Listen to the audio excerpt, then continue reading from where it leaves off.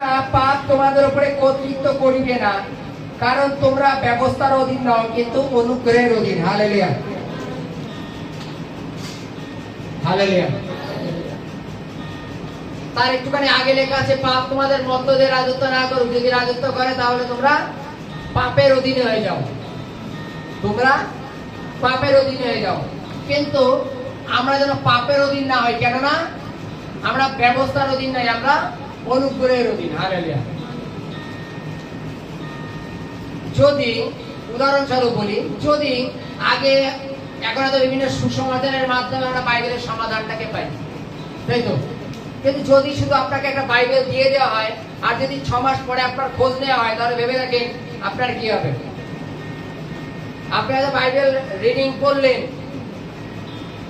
পড়লেন, তার মানে বুঝলেন না, ফলে বাইবেল পড়ার কোনো মূল্য হলো না। হালেলুয়া।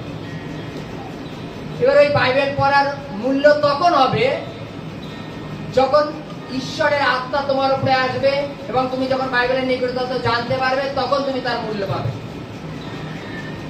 তুমি বাইবেলের কাছে তুমি চুরি করিও না, মিথ্যা সাক্ষ্য দিও না, এবং তুমি সেইভাবে চলছো, তুমি ব্যবস্থার নিয়ম মেনেই চলছো। আজকে হয়তো আমরা যতজন এখানে এসছি প্রভুকে জানি বা প্রভু আমাদের বেছে নিয়েছে।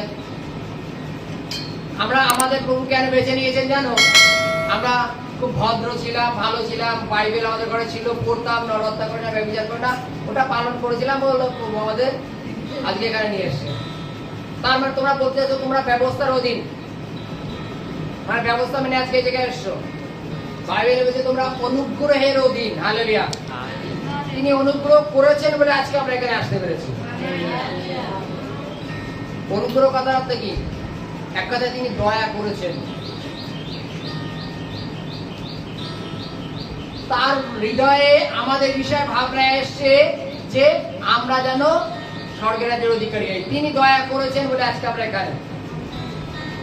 আজকে আমরা পাপ সম্বন্ধে জানতে পারছি কেন? তিনি দয়া করেছেন তাই।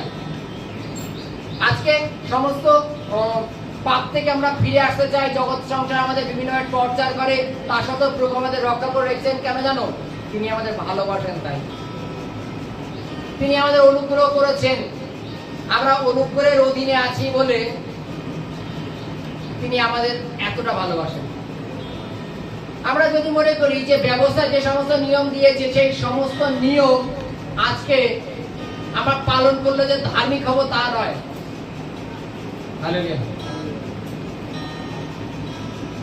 এই খানিকক্ষণ আগে যে ওয়াশিং মেশিনের কথা বলছিলাম, আগেকার দিনে জামা প্যান্ট ধুতে গেলে হাত ব্যথা হতো, হয়তো কলাটের নোংরাটা উঠলো না বলে তার জন্য কত কথাও শুনতে হতো নাকি? কেমন দিয়েছে কলাটের নোংরাটা উঠে, তাই তো নাকি? আর যদি ইনকেস ঘষতে ঘষতে আঙুল ঢুকে ছিঁড়ে গেল তাহলে তো কথার তো শেষ নেই। তুমি আমার ভালো জামাটাই ছিঁড়ে ফেললে। আর এখন মেশিনে দিলে মেশিন যা করছে করেছি, এর বেশি আমি কিছু চাই, কোনো কথা নেই। ছিঁড়ে গেলেও মেশিনের দোষ, কলাটে ময়লা থাকলেও মেশিনের দোষ। হালেলুয়া। আজকে আমরা অনুগ্রহের অধীন কেন ভাবো না? আমরা ব্যবস্থার অধীন নই। তিনি আমাদের অনুগ্রহ করেছেন, সমস্ত পাপ থেকে ফিরিয়েছেন, সত্যকে জানার সুযোগ করে দিয়েছেন। আমরা যে বাইবেলটা হাতে পেয়েছি তিনি দিয়েছেন, এবং এই যে আমরা সুসমাচার শুনতে পাচ্ছি, বাইবেলের নিকটত্ব বুঝতে পারছি কেন? তিনি আমাদের অনুগ্রহ করেছেন। হালেলুয়া। মনে করো আজকে প্রচারে মনে করো অসংখ্য লোক আসেনি, আজকে যে বাক্য হলো সেই বাক্যটা তারা কোথাতে শুনবে? হালেলুয়া। প্রত্যেকটা মুহূর্ত কেন বাইবেলে বলছে যে সুযোগ কি নিয়ে এলাম? প্রত্যেকটা মুহূর্ত আমাদের প্রভুকে দেওয়া উচিত। কেন? তিনি আমাদের উপর অনুগ্রহ করেছেন। যতটুকু সময় পাই সেই সময়টা আমাদের প্রভুতে ব্যবহার করা উচিত, কেননা তিনি আমাদের অনুগ্রহ করেছেন, তিনি আমাদের প্রতি দয়া করেছেন, যেন আমরা স্বর্গের রাজ্যের অধিকারী হই। আমরা জগৎ সংসার দয়া মায়া কার আছে? আজকে আমাদের কেউ যদি একজন সরকারি ফ্যাসিলিটি পাই, আমরা অন্যকে বলতে চাই না যে তুমি এই ফর্মটা ফিল আপ করো, তুমি এর জন্য এই টাকাটা পাবা। কিন্তু প্রভু আমাদের সকলের জন্য। আমরা হয়তো প্রভুকে জানতাম না, কিন্তু তিনি আমাদের জানতেন। আমরা হয়তো প্রভুকে কখনো স্বীকার করিনি, প্রত্যেকটার মধ্যে প্রত্যাখ্যান করেছি, কিন্তু তিনি আমাদের স্বীকার করেছেন, তিনি আমাদের প্রেম করেছেন। কেননা আমরা তার সকলে অনুগ্রহে নিয়েছেন। আর যদি পাপ আমাদের মর্তদের রাজত্ব করে তাহলে আমরা পাপের দাসী সারা জীবন রয়ে গেলাম। বাইবেল বলছে পাপ যেন আমাদের আর মর্তদের রাজত্ব না করে। Hallelujah, hallelujah.